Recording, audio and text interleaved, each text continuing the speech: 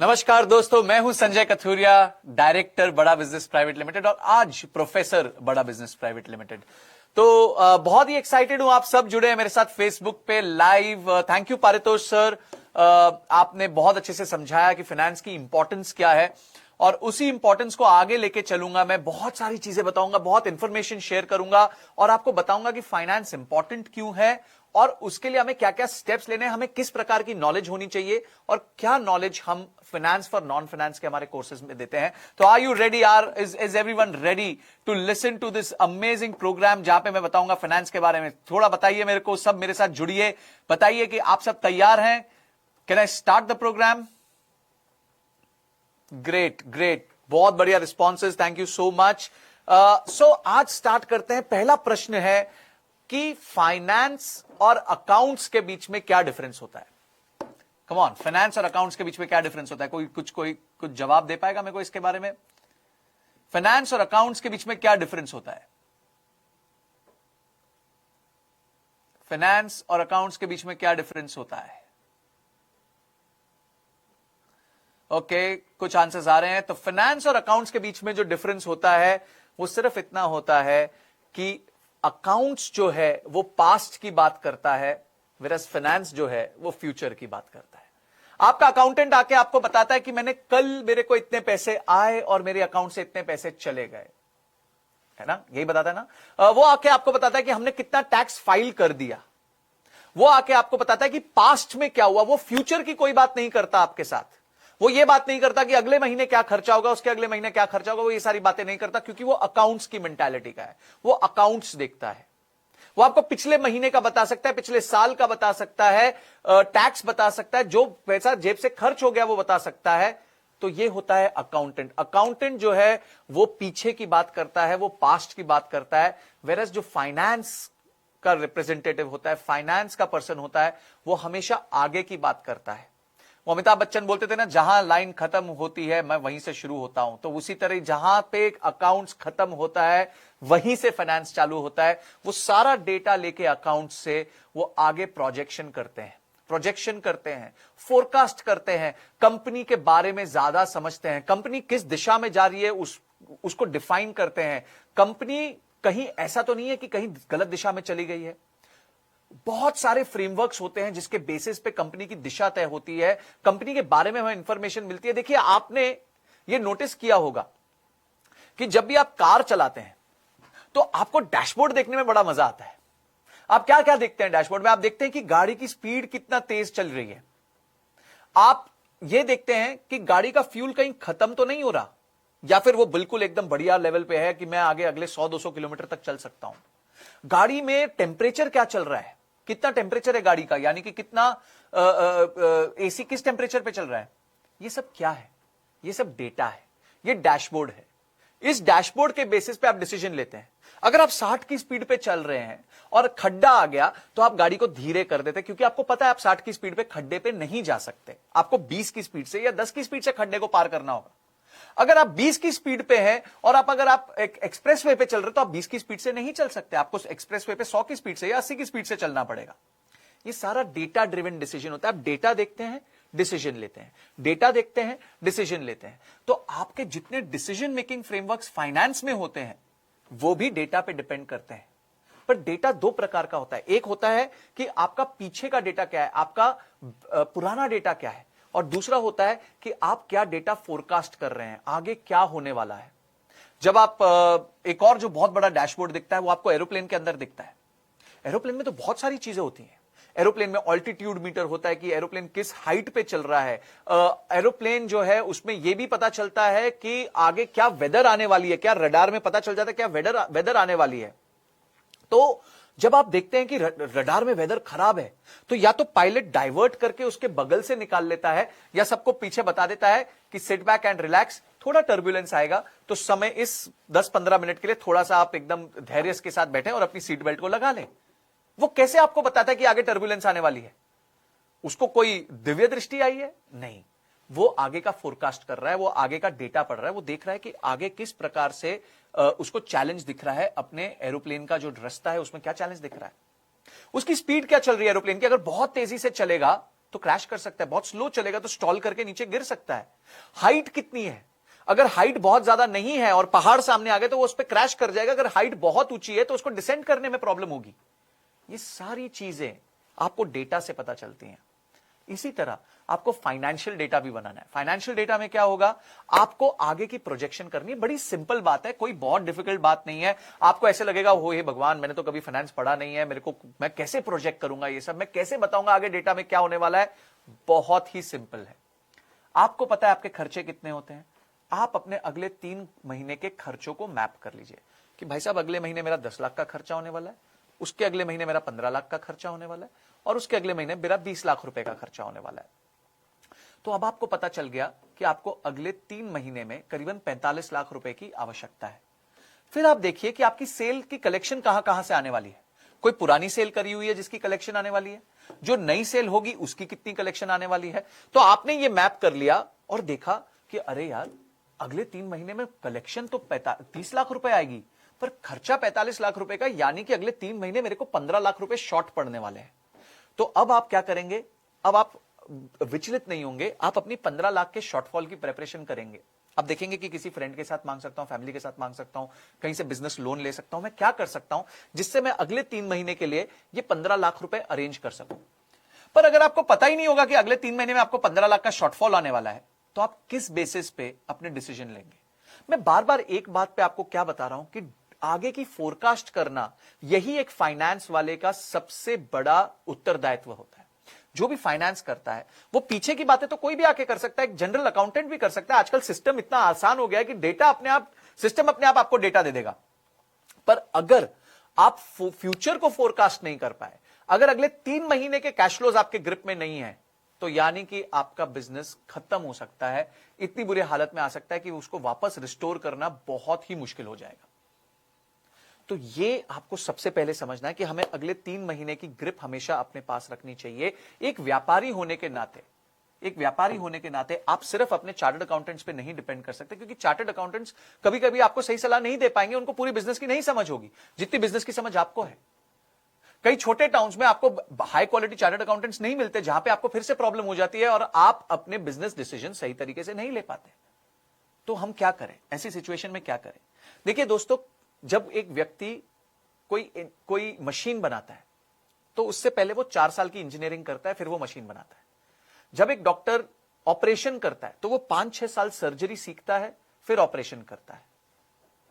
जब कोई आईएएस बनता है तो काफी साल पढ़ाई करता है, फिर ट्रेनिंग करता है, फिर वो आईएएस बनता है।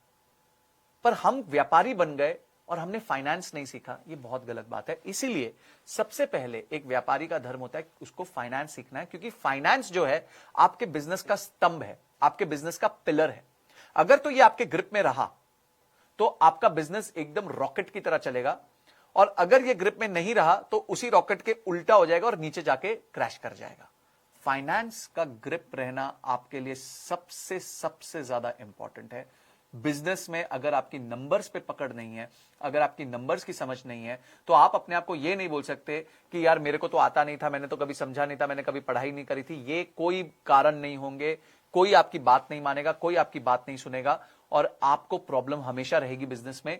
और लोग आपको घुमाएंगे, लोग आपको कहानियां देंगे, और क्योंकि आपको नंबर्स की समझ नहीं होगी आप उनकी कहानियां सुन लोगे और कोई भी किसी प्रकार का एक्शन नहीं ले पाओगे।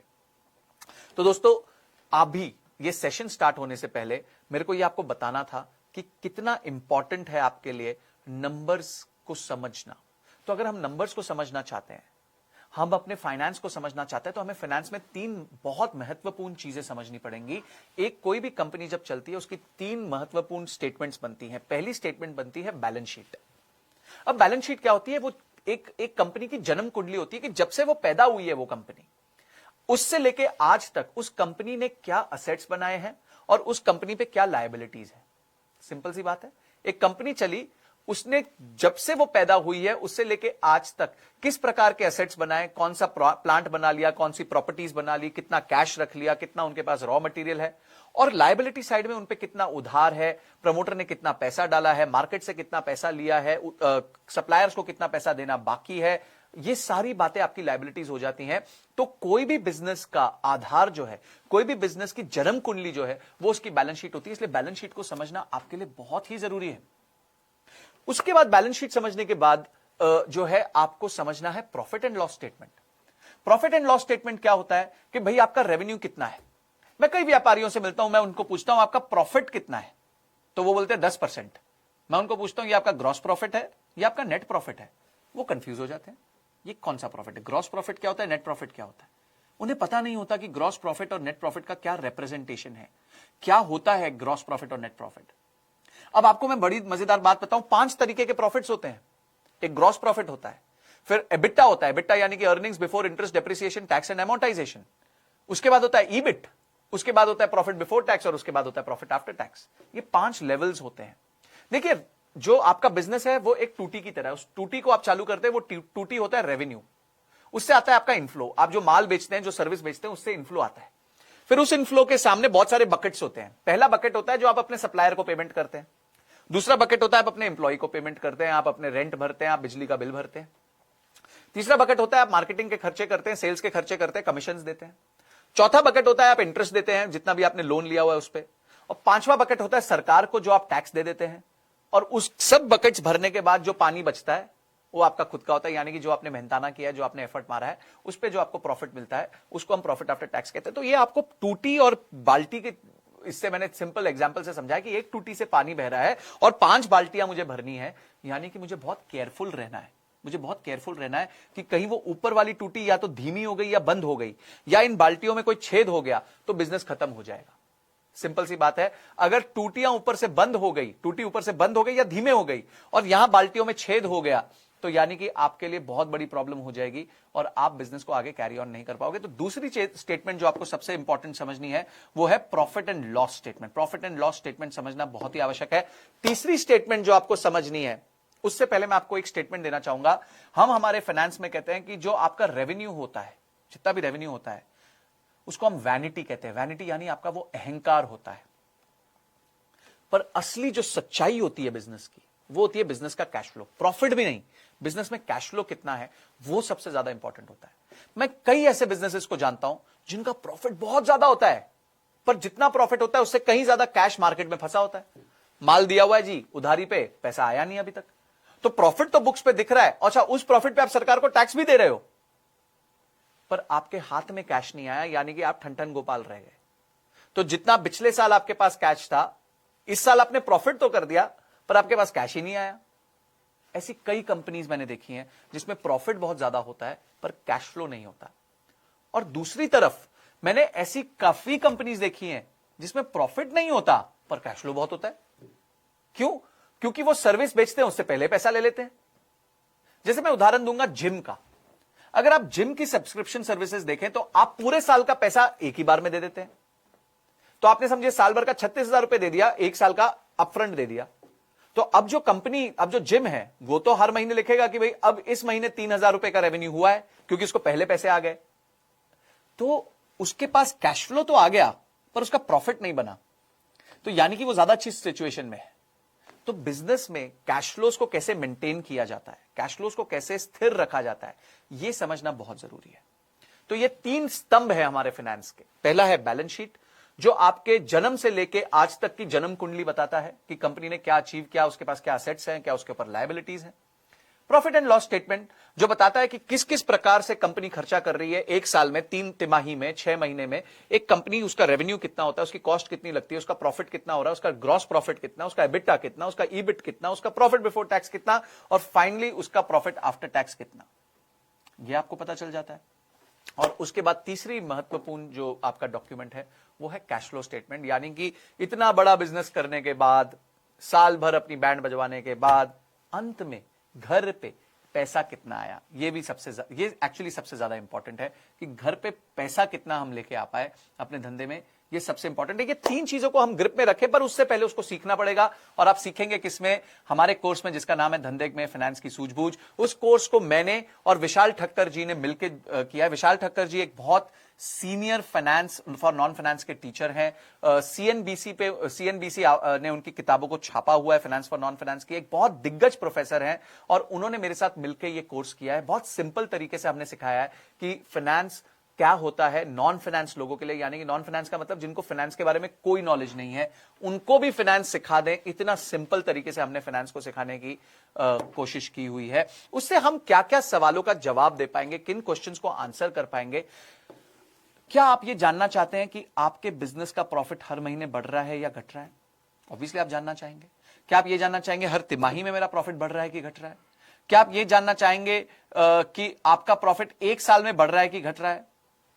तो ये जो है, ये आपको पता चलेगा जब आप इस कोर्स को खरीदेंगे। तो इसको मेजर कैसे करते हैं?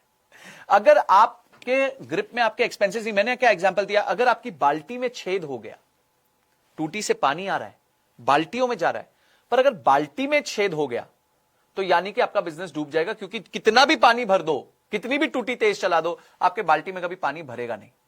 तो आपको यह ध्यान रखना है कि जितने आपके एक्सपेंसेस हैं, चाहे वो आपका एडमिनिस्ट्रेशन एक्सपेंस है, चाहे वो इंटरेस्ट एक्सपेंस है, चाहे वो किसी प्रकार का भी आपका सैलरी का एक्सपेंस है, मार्केटिंग का एक्सपेंस है, रेंट का एक्सपेंस है, कोई भी एक्सपेंस है, वो आपके कंट्रोल में होना चाहिए। वो बाल्टी में छेद ना हो जाए। अगर उसमें छेद हो गया तो आपके लिए बहुत बड़ी प्रॉब्लम हो जाएगी, क्योंकि फिर आप कितना भी टूटी खोल के रख दो, आपका बिजनेस में कभी भी आपके बाल्टी में कभी पानी भरेगा नहीं। और क्योंकि आपके बाल्टी में पानी नहीं भरेगा तो अंत में आपके पास कुछ नहीं बचेगा, क्योंकि सारी बाल्टियों को भरने के बाद आपके पास जो है पानी बचता है। तो क्या एक्सपेंसेस, जो भी बिजनेस के एक्सपेंसेस है, वो हमारे ग्रिप में है कि नहीं है, ये हमें पता चलेगा जब हम फाइनेंस फॉर नॉन फाइनेंस करेंगे। उसके बाद सबसे एक बहुत महत्वपूर्ण चीज होती है कि मैंने काफी ऑर्गेनाइजेशंस देखी हैं जहां पे आपके पास इन्वेंट्री ज्यादा होती है और टर्नओवर कम होती है। Come on once more, inventory तो बहुत है पर टर्नओवर स्लो है। तो मुझे कौन सी इन्वेंट्री रखनी चाहिए, कौन सी नहीं रखनी चाहिए, कौन सी इन्वेंट्री कौन से सीजन में ज्यादा रखनी चाहिए, कौन सी इन्वेंट्री कौन से सीजन में कम रखनी चाहिए, ये सारे डिसीजंस मुझे लेने हैं। तभी जाके मैं एक सही बिजनेस रन कर पाऊंगा, तभी जाके मेरा इन्वेंट्री टर्नओवर अच्छा होगा, तभी जाके मेरी सेल्स बेहतर होगी। और क्योंकि क्या होता है, देखिए, इन्वेंट्री जो होती है वो या तो आपके मुनाफे से आती है या आप उसके लिए लोन लेते हो। वंस अगेन, या तो वो आपके मुनाफे से आती है इन्वेंट्री, या आप उसके लिए एक लोन ले लेते हो। तो यानी कि या तो आप अपना खुद का पैसा फंसा दोगे, या आप अपने ऊपर एक लायबिलिटी ले लोगे ताकि आप इन्वेंट्री खरीद सको। इन्वेंट्री सबसे डेंजरस चीज होती है। बड़ी कंपनीज डूबी हैं जिन्होंने इन्वेंट्री को मिसमैनेज किया। Inventory management can make you super successful, inventory mismanagement can completely vanish your business. एकदम आपका बिजनेस खत्म कर सकता है अगर आप इन्वेंट्री को ठीक तरीके से मैनेज नहीं करेंगे। बिग बाजार का आपने नाम सुना होगा। वो क्या करते हैं, 26 जनवरी को आपको सेल देते हैं, 15 अगस्त को आपको सेल देते हैं। वो क्या करते हैं, अगर आप टाइड खरीदते हैं 10 किलो तो आपको बाल्टी फ्री। अरे कोई प्यार नहीं है उनको आपसे, किसी प्रकार का कोई प्रेम नहीं है। वो तो क्या है, उनकी बाल्टी पिछले 6 महीने से बिक्री नहीं है, तो वो क्या कर रहे हैं, जो नॉन मूविंग आइटम है उसको फास्ट मूविंग आइटम, क्योंकि टाइड तो रोज बिकता है, तो टाइड पे डिस्काउंट देने की जगह उन्होंने क्या किया जी, बाल्टी टाइड के साथ उठा के फ्री कर दी। तो आपको क्या समझ आया जी? समझ ही आया कि अगर एज अ बिजनेसमैन आपको आगे बढ़ना है तो आपको इन्वेंट्री को फास्ट टू फास्ट जितना फास्ट हो सके उतना टर्नओवर करना है। तभी जाके आपके बिजनेस में वृद्धि होगी, तभी जाके आपका रेवेन्यू बढ़ेगा, तभी जाके आपका मुनाफा बढ़ेगा। नहीं तो सारा मुनाफा जो है वो इन्वेंट्री में फंसा रह जाएगा। और उसके बाद प्रॉब्लम क्या होगी, प्रॉब्लम यह होगी कि आप किसी भी प्रकार से बिजनेस को आगे नहीं बढ़ा पाएंगे। आपके बिजनेस में बहुत सीवियर प्रॉब्लम आ जाएगी, क्योंकि आप इन्वेंट्री में फंसे होंगे। उसके बाद अगली इंपॉर्टेंट चीज जो फाइनेंस फॉर नॉन फाइनेंस में सीखेंगे, बहुत इंपॉर्टेंट है। मैं आपसे एक सवाल पूछना चाहता हूं कि एक कंपनी है जिसके पास 100 करोड़ रुपए बैंक अकाउंट में है, और दूसरी कंपनी है जिसके पास 10 करोड़ बैंक अकाउंट में। कौन सी कंपनी अच्छी है? Come on, let's get some answers. मैं फेसबुक पे आप सबको देख रहा हूं। मेरा क्वेश्चन वापस सुनिए। एक कंपनी है जिसके पास 100 करोड़ बैंक में है, उसके बैंक बैलेंस में है, और एक कंपनी है जिसके पास मात्र 10 करोड़ रुपए बैंक बैलेंस में है। कौन सी कंपनी आपके हिसाब से इन दोनों में से बेहतर है? Come on, let's get some answers, let's get some answers. 100 crore वाली कि 10 करोड़ वाली? 10 करोड़ वाली। वाह बंटी जी, वाह, अरे वाह, सब 10 करोड़ वाली बोल रहे हैं, वाह। 10 करोड़ वाली, very good very good. 10 crore वाली बेस्ट है, 10 करोड़ वाली बेस्ट है, 10 करोड़ वाली बेस्ट है, 10 करोड़ वाली बेस्ट है। अरे अच्छा, मतलब 100 करोड़ नहीं होने चाहिए अकाउंट में, 10 करोड़ रुपए होने चाहिए, आप ये कहना चाहते हो। ओके, 10 करोड़ वाली, 10 करोड़ वाली, 10 करोड़ वाली, 10 करोड़ वाली। अब मैं आपके लिए सिनेरियो बदल देता हूं। सिनेरियो ये है, जिस कंपनी के पास कैश में 10 करोड़ रुपए है, उसके महीने का खर्चा 5 करोड़ रुपए है, और जिस कंपनी के पास बैंक में 100 करोड़ रुपए है, उसका महीने का खर्चा 10 करोड़ रुपए है। अब कौन सी कंपनी बेहतर है? Come on, get it once again. 10 crore वाली कंपनी का मंथली खर्चा 5 करोड़ रुपए है, और 100 करोड़ वाली कंपनी का मंथली खर्चा 10 करोड़ रुपए है। अब कौन सी कंपनी बेटर है? कम ऑन कम ऑन, अब कौन सी कंपनी बेटर है? कुछ आंसर्स मिले? अभी भी लोग कह रहे हैं 10 करोड़ वाली बेहतर है।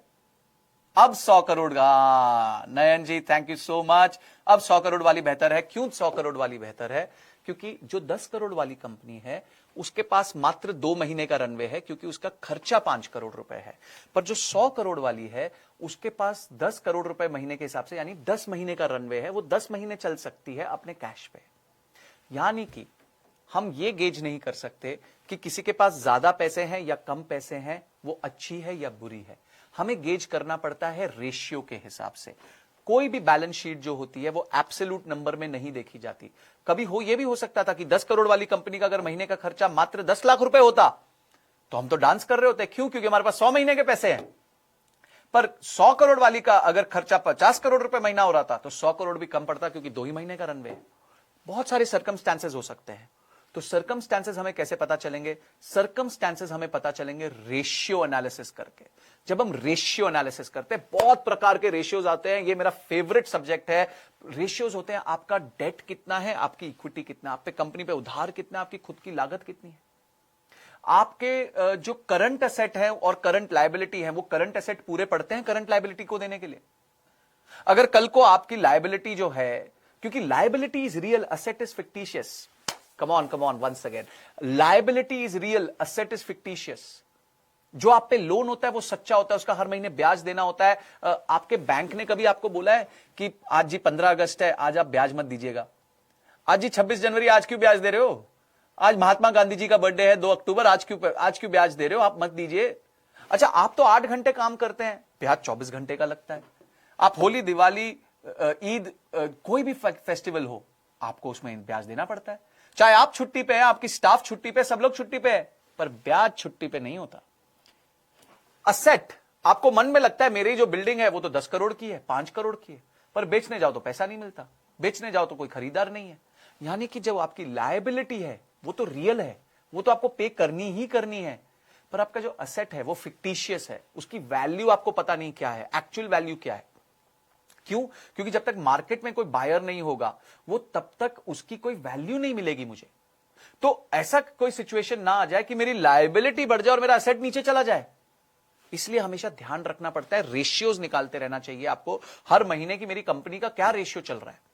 कहीं मेरी उधारी मेरे असेट से ऊपर तो नहीं चली गई है, नहीं तो फिर फटाफट कुछ डिसीजंस लिए जाए।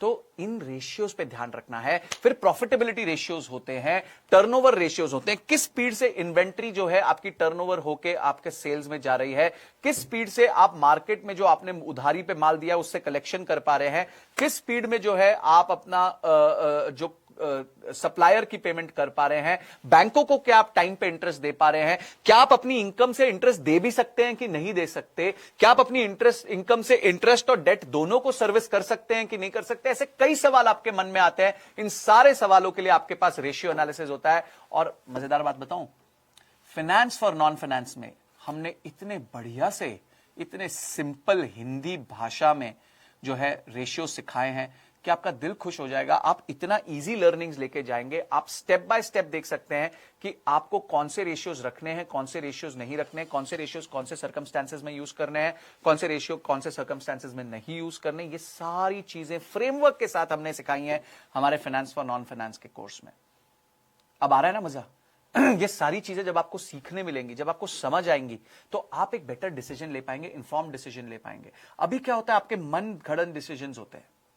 मैं आपको एक सवाल पूछता हूं कि अगर आप माल बेच रहे हैं मार्केट में और आपको माल उधारी पे बेचना है, तो आप ये कैसे डिसाइड करते हैं कि इन व्यक्ति को मैं 10 दिन की उधारी दूं, इस बायर को मैं 20 दिन की उधारी दूं, या इस बायर को मैं 30 दिन की उधारी दूं? आप किस बेसिस पे डिसाइड करते हैं? कम ऑन, सब आंसर्स वंस अगेन। मेरा प्रश्न वापस समझिए।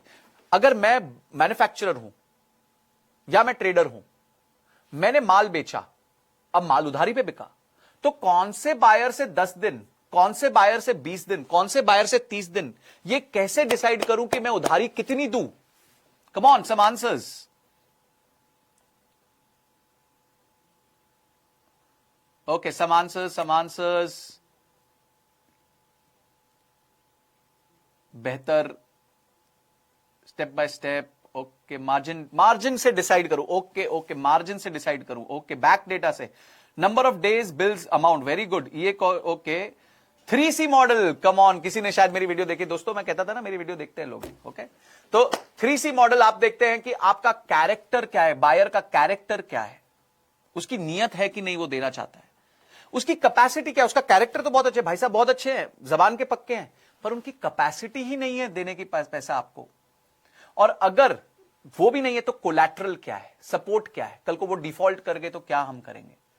ये जो है आपको कैसे समझ आएगा, उसमें मैं कैसे डिसाइड करूं किसी का कैरेक्टर अच्छा है, किसी का कैरेक्टर ठीक नहीं है, किसी का कैपेसिटी अच्छी है, किसी की कैपेसिटी ठीक नहीं है, किसी का कोलैटरल अच्छा है, किसी का कोलैटरल ठीक नहीं है, मैं कैसे डिसाइड करूं। इन सबको हमने कवर किया है हमारे कोर्सेस में। ये 3C मॉडल जो है ये मैजिकल मॉडल है, और ये मैजिकल मॉडल यूज करके आप चेक कर सकते हैं कि किसको जो है मैं कितना उधारी दूं, किसको कितना क्रेडिट दूं। ये सारी बातें आप इस मात्र 3C मॉडल से चेक कर सकते हैं। उसके बाद अब बिजनेस अच्छा हो रहा है, बेहतरीन, आप सीख रहे हैं, बिजनेस और आगे बढ़ रहा है, तो मैं आगे, मेरे पास जो कैश आ गया है, मुझे एक्सपेंशन करना है, मुझे नई फैक्ट्री डालनी है, मुझे नई जगह पे ऑफिस खोलना है, मुझे कुछ क्रिएट करना है, मुझे प्लांट खरीदने, प्रॉपर्टी खरीदनी है, कोई इक्विपमेंट खरीदना है, मेरे पास कुछ कैश पड़ा है, मैं निवेश कैसे करूं उस पैसे को, मैं किन बेसिस पे निवेश करूं, मैं क्या पैरामीटर्स देखूं कि जिसके बेसिस पे डिसाइड कर सकता हूं कि मैं निवेश करूं कि नहीं करूं। ये कैसे पता चलेगा मुझे, कौन से रेशियोज काम आएंगे इसके लिए, कौन से मैकेनिज्म्स काम आएंगे, ये सारी जो है आपको चीजें फाइनेंस पर नॉन फाइनेंस में मिलेंगी। मेरे को एक सवाल आया यहां पे, स्टूडेंट के बारे में कुछ बताइए। मैं आपको एक बहुत इंपॉर्टेंट बात बताता हूं, ये सारी प्रॉब्लम आज एक एंटरप्रेन्योर को क्यों आ रही है, क्योंकि जब वो स्टूडेंट था उसने ये सब नहीं सीखा, जब वो स्टूडेंट था उसने इस बात पे समय नहीं दिया, जब वो स्टूडेंट था उसको कोई सिखाने वाला नहीं था। कई केसेस में एंटरप्रेन्योर की भी गलती नहीं है, क्योंकि जब वो स्टूडेंट थे किसी ने फाइनेंस सिखाया नहीं। क्या हमें स्कूल में फाइनेंस सिखाया जाता है? क्या हमें बताया जाता है कि हमें अपना फाइनेंशियल मैनेजमेंट कैसे करना है? क्या हमें सिखाया जाता है कि फाइनेंशियल इंडिपेंडेंस कैसे अचीव करते हैं, पैसिव इनकम कैसे जनरेट करते हैं? हमें कुछ नहीं सिखाया जाता हमारे स्कूलों में। हमें सिखाई जाती है हिस्ट्री।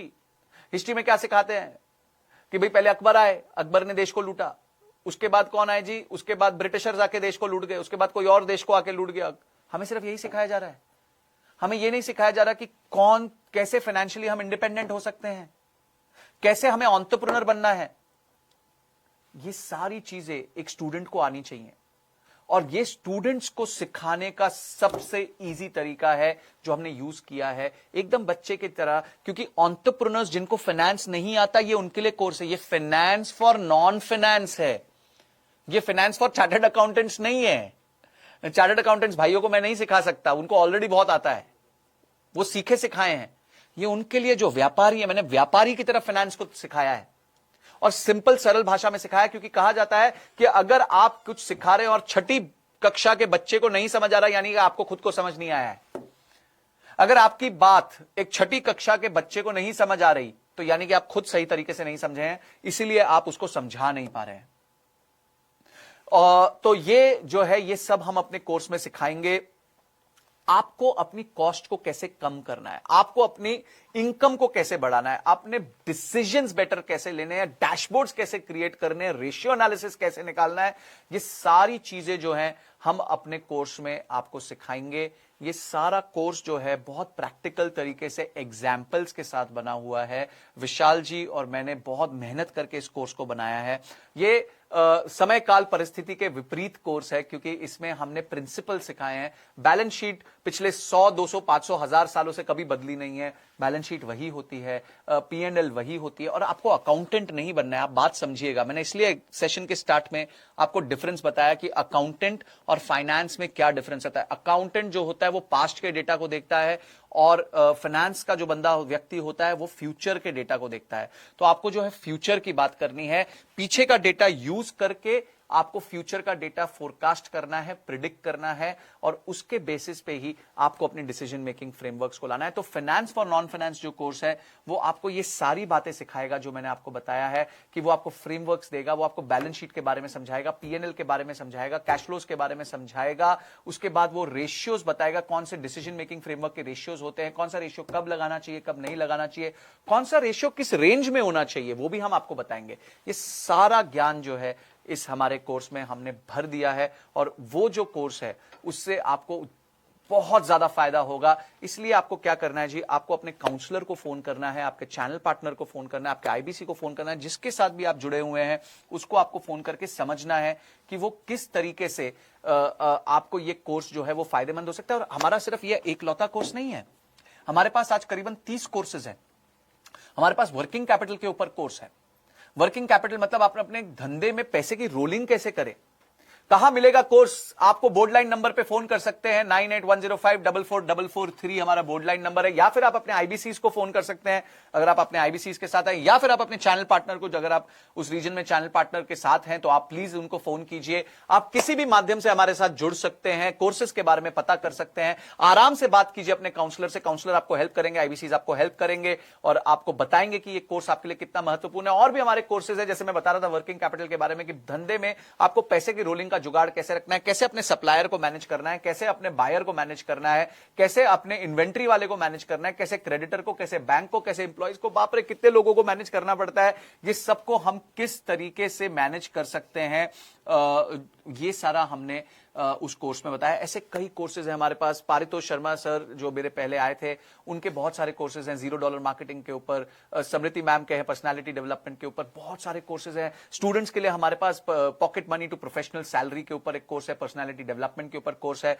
अगर आप एक बिजनेस पार्टनर हैं, किसी प्रकार का बिजनेस करते हैं, सेल्स करना बहुत जरूरी है, हाउ टू सेल का कोर्स है। ऐसे कई कोर्सेज है, मैं कितने नाम बता दूं आपको। आज तो मैं आपके साथ सिर्फ फाइनेंस फॉर नॉन फाइनेंस के बारे में बात करने आया था, तो मैं फाइनेंस फॉर नॉन फाइनेंस में क्या आपको उपलब्धि मिलेगी जब आप वो कोर्स कर लेंगे, किस प्रकार से आपकी प्रॉब्लम सॉल्व होगी। देखिए हमारा तो एक ही काम है, हम आपकी या तो प्रॉब्लम सॉल्व करवाना चाहते हैं या आपका गोल अचीव करवाना चाहते हैं, आपको सही एजुकेशन देके।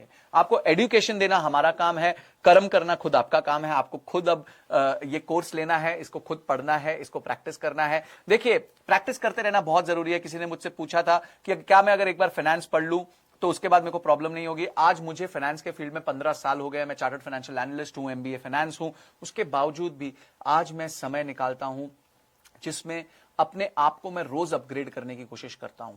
तो ऐसा नहीं है फाइनेंस अथाह समंदर है, आपको उसके बारे में जितनी नॉलेज मिले उतनी कम है, क्योंकि कुछ ना कुछ चेंज होता रहता है। आप जब जिम जाते हैं, आप अपनी बॉडी बनाते हैं, उसके बाद कहीं ऐसा होता है कि अगर आप उसके बाद 5 साल जिम नहीं गए तो बॉडी फिर भी वैसी रहेगी? होता ही नहीं है। आपको हर बार जिम जाना पड़ता है, आपको रेगुलरली जिम जाना पड़ता है। इसी तरीके से आपको रेगुलरली प्रैक्टिस करना पड़ेगा, रेगुलरली सीखना पड़ेगा, तभी जाके आप जो है एक सफल व्यापारी बन सकते हैं। एक व्यापारी कभी लर्निंग करना नहीं छोड़ सकता, क्योंकि अगर उसने लर्निंग करनी छोड़ दी तो उसकी अर्निंग छूट जाएगी, उसकी किसी भी प्रकार की अर्निंग नहीं होगी। तो आपको लर्निंग करते रहना है। आज भारत जाग रहा है, उसको पता है कि सारे व्यापारियों को पता है कि लर्निंग करना कितना इंपॉर्टेंट है, और आज इसलिए हजारों व्यापारी हमारे साथ जुड़े हैं जो हमारे ये कोर्सेज लेते हैं और जिनके लाइफ में बहुत बड़ा डिफरेंस आया है इन कोर्सेज के माध्यम से। पूरे कोर्स में अगर आपको 5 अच्छी लर्निंग्स मिल गई, मैं ज्यादा नहीं कह रहा, मात्र 5 अच्छी लर्निंग्स मिल गई, तो आपके बिजनेस में एक जे कर्व आ जाएगा और आप उसमें सुपर सक्सेसफुल हो जाएंगे। अगर आपके मन में कुछ प्रश्न है, अगर आप मुझसे कुछ सवाल पूछना चाहते हैं तो आप अभी पूछ लीजिए, मैं उसका जवाब दूंगा और आपको बताऊंगा कि किस तरीके से उन प्रॉब्लम्स को मैं सॉल्व कर सकता हूं। अगर आपके मन में कुछ सवाल है तो फटाफट कमेंट बॉक्स में लिखिए। ऑलरेडी हम 700 कमेंट्स के ऊपर पहुंच गए हैं, आप लोगों ने इतना प्रेम दिया है, thank you so much. But अगर आपके मन में कुछ सवाल है तो कृपया करके वो सवाल जो है आप बॉक्स में लिखिए। मैं कोशिश करता हूं कि मैं उनका जवाब दूं, जितने अच्छे से दे सकता हूं उतने अच्छे से जवाब दूं। Practice makes perfect and upgrade timely learning and earning. Yes absolutely. Share market का एनालिसिस किसी ने पूछा है, अजीत जी ने। तो शेयर मार्केट में हमारा एक कोर्स है, स्टॉक मार्केट के ऊपर, आप वो देख सकते हैं। और उसके बाद जो है वो कोर्स में आपको पूरा स्टॉक मार्केट का ज्ञान मिल जाएगा कि स्टॉक मार्केट क्या है, किस तरीके से आप उसमें निवेश कर सकते हैं, क्या फायदे क्या नुकसान, स्मॉल बिजनेसेस के लिए क्या कर सकते हैं। मैं बहुत बिजी रहता हूं। बिजी रहते हो तो सर मुबारक हो, हम सब बिजी रहते हैं, तो आपको अपने लिए समय निकालना है। अगर आप सुबह 8 बजे उठते हैं तो आप 7:15 उठ जाइए, अगर आप 7 बजे उठते हैं तो 6:15 उठ जाइए, क्योंकि लर्निंग पे तो आपको निवेश करना पड़ेगा, ये आपकी प्रायोरिटी है। अगर आपने प्रायोरिटी नहीं फॉलो करी तो आपके लिए प्रॉब्लम होगी। किसी ने पूछा कि वो 12वीं कक्षा में है और फाइनेंस के में अपना करियर बनाना चाहते हैं। बहुत सुंदर टाइम है ये आपके लिए फाइनेंस में करियर बनाने का। आप आज ही से जो है फाइनेंस के बारे में समझ सकते हैं, फाइनेंस की कुछ बेसिक बुक्स खरीद सकते हैं, basics of balance sheet, basics of PNL क्या होती है, हमारे कोर्स जो एफएनएफ उसको ज्वाइन कर सकते हैं। उसमें आपको बहुत सारी लर्निंग्स मिल जाएंगी जिसके माध्यम से आप बेसिकली समझ पाएंगे फाइनेंस होता क्या है। मैं आपको बताता हूं, फाइनेंस से ज्यादा डरने की जरूरत नहीं है। Finance is basic mathematics. 2 दूनी 4 होता है तो 2 दूनी 4 ही होता है, 2 दूनी 6 नहीं हो सकता। तो इसीलिए फाइनेंस जो है वो बेसिकली एक कोर कॉन्सेप्ट होता है, मैथमेटिक्स होती है। आप जितना तेज अपने मैथमेटिक्स में होंगे उतना ही तेज अपने फाइनेंस में होंगे। फाइनेंस की कोई फॉर्मल जो है ट्रेनिंग से ही आप सुपरमैन बनेंगे, फाइनेंस में ऐसा नहीं है। अगर आपकी बेसिक नंबर्स की अच्छी है और आपने बेसिक कोर्सेज कर लिए हमारे जिसमें हमने फाइनेंस के बारे में बताया है, तो आई एम श्योर जो है आपके लिए बहुत अच्छा होगा। मार्केटिंग में बहुत ज्यादा खर्च हो जाता है, इसके लिए तो मैं पारितोष शर्मा जी का $0 मार्केटिंग आपको रेकमेंड करूंगा कि आप $0 मार्केटिंग जरूर देखिए कि किस प्रकार से आप सस्ते से सस्ते कॉस्ट पे जो है आप अपना मार्केटिंग कर सकते हैं। Sir, how to enter investment banking? Investment banking एक बहुत डिफिकल्ट लाइन है, उसमें घुसने के लिए आपको बहुत ज्यादा नॉलेज चाहिए फाइनेंस की। मैं आपसे रेकमेंड करूंगा कि आप अगर एमबीए फाइनेंस करें या आप अपना चार्टर्ड फाइनेंशियल एनालिस्ट का कोर्स करें तो डेफिनेटली आप इन्वेस्टमेंट बैंकिंग की तरफ बढ़ सकते हैं। आप सेल्स में करियर बढ़ाना चाहते हैं, बहुत अच्छी बात है। पहले तो आप हमारे साथ जुड़े, आप हमारे आईबीसी बन सकते हैं, क्योंकि उसमें आपको सेल्स की सारी टेक्निक्स, डिजिटल मार्केटिंग के सहित सेल्स, फिजिकल सेल्स कैसे होती है, हाउ टू सेल, ये हम सिखाते हैं। आप हमारे सिस्टम के साथ जुड़ जाते हैं और आपको पता चलता है कि इतने विशाल सिस्टम को कैसे लेके चला जाता है आगे, कैसे उसमें सेल्स होती है, कैसे टेक्नोलॉजी का इस्तेमाल होता है। तो ये एक तरीका है, आप हमारे साथ जुड़ के डेफिनेटली आईबीसी बन के सेल्स सीख सकते हैं और आगे जाके फिर अपने हिसाब से अपने आप को और बढ़ा सकते हैं। किसी ने देखा है financial statements of businesses are like blood report. बिल्कुल सही कह रहे हैं आप। आपका हेमोग्लोबिन कितना है, आपका शुगर कितना है, आपका विटामिन डी कितना है, ये सारी चीजें जब आप ब्लड रिपोर्ट में देखते हैं तो डिसीजन लेते हैं। अगर आपका ब्लड विटामिन डी कम है तो आप सूरज के सामने ज्यादा समय निकालते हैं ताकि आपका विटामिन डी बढ़ जाए। तो इसी तरीके से जब बिजनेस के रेशियोज आते हैं, फाइनेंशियल स्टेटमेंट्स के रेशियोज आते हैं, तो हम बेसिकली डिसीजन लेते हैं कि हमें बिजनेस के साथ क्या इंप्रूवमेंट्स करने चाहिए। स्टार्टअप कैसे करें, इसके लिए भी हमारा एक कोर्स है, how to start a startup. वाह, आपकी सारी प्रॉब्लम्स के लिए हमने कोई ना कोई कोर्स जरूर बनाया हुआ है। हाउ टू स्टार्टअप जरूर देखें, उसमें हमने आपको स्टेप बाय स्टेप बताया कि 24 स्टेप्स के अंदर आप कैसे अपना स्टार्टअप खड़ा कर सकते हैं। इंजीनियरिंग और फाइनेंस का क्या रिलेशनशिप है? इंजीनियरिंग और फाइनेंस का वैसे कोई रिलेशनशिप नहीं है, बस यही बात है कि मैं इंजीनियर था फिर मैंने फाइनेंस कर ली। इंजीनियरिंग क्योंकि आपको मैथमेटिक्स सिखा देता है तो आपके लिए फाइनेंस समझना थोड़ा आसान हो जाता है, सिर्फ इतना ही रिलेशन है, बाकी दोनों में कोई रिलेशन नहीं है। अगर कोई रिलेशन आप ढूंढना चाहें तो वो ये है कि अगर आप कोई इंजीनियरिंग आइटम बनाते, चाहे कि आप सॉफ्टवेयर बनाए, चाहे आप कोई मशीन बनाए, जब आप उसको बेचेंगे तो आपको पैसे ही लेने पड़ेंगे। तो आपको फाइनेंस की जितनी अच्छी नॉलेज होगी उतना ही आप एक अच्छे बिजनेसमैन बन जाएंगे।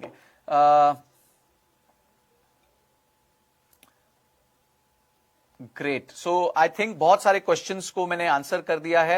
आपके जितने भी प्रश्न हैं कि ये कोर्स कहां मिलेगा, आईबीसी की कितनी फीस है, ज्वाइनिंग, ये सारे आप हमारे काउंसलर से बात करके देख सकते हैं। 9810544443 हमारा नंबर है, आप उस पर फोन कर सकते हैं या आप किसी भी अपने लोकल एरिया के चैनल पार्टनर से, आईबीसी से बात कर सकते हैं और उनके साथ जुड़ सकते हैं। और जो है हमारी मुहिम जो है, हमारी मुहिम बहुत सिंपल है, बड़ा बिजनेस की, डॉक्टर विवेक बिंद्रा की, कि भारत के हर कोने तक जाके हम एंटरप्रेन्योर्स को पढ़ा सके, सिखा सके कि बिजनेस कैसे करना है। क्योंकि हम सिर्फ एक ही चीज जानते हैं कि अगर इंजीनियरिंग में आगे जॉब पाने से पहले 4 साल की इंजीनियरिंग करनी पड़ती है, फाइनेंस में जॉब पाने से पहले 2 साल की एमबीए करनी पड़ती है या 5 साल की चार्टर्ड अकाउंटेंट करनी पड़ती है, एक सर्जरी करने के लिए मेडिकल की एजुकेशन लेनी पड़ती है। तो एक एंटरप्रेन्योर बनने के एटलीस्ट बाद, मैं नहीं कह रहा एंटरप्रेन्योर बनने से पहले, एंटरप्रेन्योर बनने के बाद आदमी को फिर भी कांस्टेंट लर्निंग में निवेश करना चाहिए। और यही हम चाहते हैं, यही हम एनेबल करते हैं कि सरल सिंपल हिंदी भाषा में आपको हम कैसे पढ़ा सकें, किस तरीके से आपको एनेबल कर सकें, कौन से कोर्सेज ला सकें ताकि आपकी प्रॉब्लम सॉल्व हो।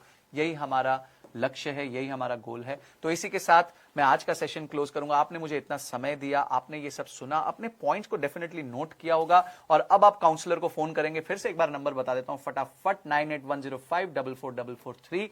आप उस पर फोन कर सकते हैं और अपने काउंसलर्स के साथ बात करके चेक कर सकते हैं कि कौन सा कोर्स आपकी प्रॉब्लम को सॉल्व करता है। आपने बहुत सारी प्रॉब्लम्स यहां पे भेजी हैं, वो कौन सा कोर्स है जो आपकी प्रॉब्लम को सॉल्व करेगा। हमारे पास बहुत सारे कोर्सेज हैं जो आपकी प्रॉब्लम्स को सॉल्व कर सकते हैं। फाइनेंस फॉर नॉन फाइनेंस के बारे में मैं बताया, इसी तरीके से हमारे दूसरे स्पीकर्स आके अपने खुद के कोर्सेज के बारे में और ज्ञान देंगे और बातें बताएंगे कि वो कितना इंपॉर्टेंट है आपके लिए। तो आप मेरे साथ जुड़े, आपने अपना कीमती समय दिया और आप इस सेशन के बाद एक्शन जरूर लेंगे। इन सब के लिए आपका दिल से प्रेम पूर्वक बहुत बहुत धन्यवाद।